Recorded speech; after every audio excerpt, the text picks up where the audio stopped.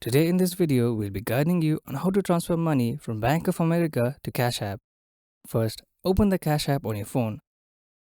From the home screen, tap on the profile icon in the top right corner.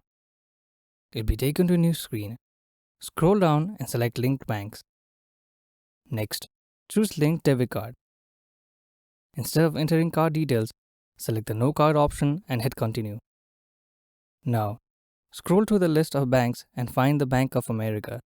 If you don't see it, use the search bar at the top to look it up. Once you found it, tap Continue to start the linking process. You'll be redirected to the Bank of America login page. Simply log in your account as you normally would. Following the prompts to complete the connection, once done, your Bank of America account will be successfully linked. Next, return to Cash App home screen and tap the bank icon in the bottom left corner. Select Add Cash from the option.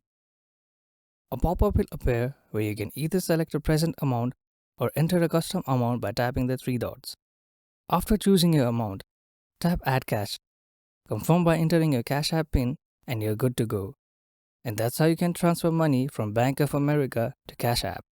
Thank you for watching. If you find this video helpful, please don't forget to give it a thumbs up and subscribe to our channel for more.